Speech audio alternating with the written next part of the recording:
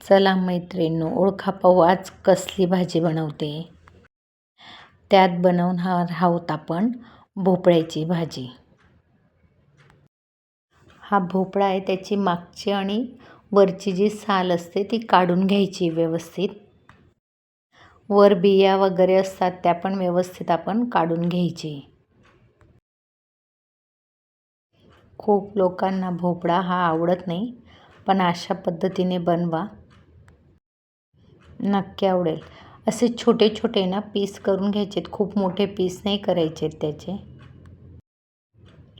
हा आपला भोपळा चिरून झालेला आहे. आता आपण फोडणी देऊया भाजीला.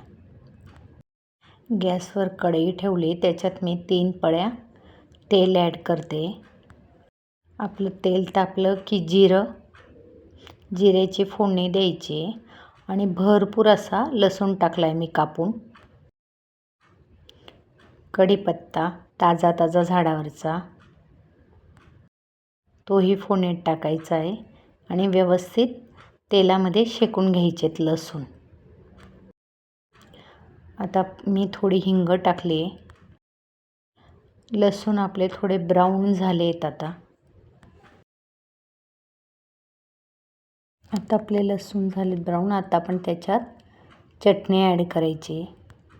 मी म्हणते ना, घरी खाण्याची चटणी बनवलेली असते, ती चटणी मी 2 चम्मच ॲड केली.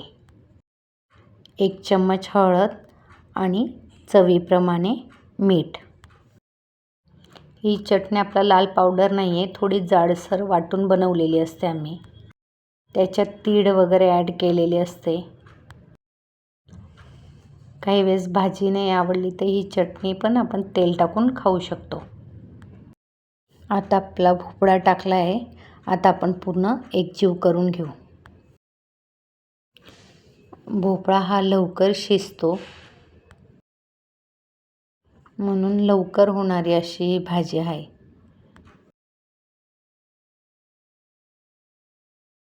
आता मसाल्याने भोपळा आपण एकजीव करून घेतलेला आहे. आता आपण झाकण ठेवलं आहे. एक वाफ घेतली फक्त.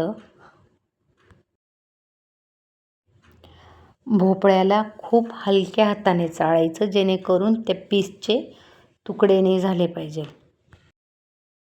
भोपळा लवकर शिजतो म्हणून त्याचे छोटे छोटे तुकडे होऊन जातात आणि ते दिसायला छान नाही वाटत, म्हणून हलक्या हाताने चाळायचं.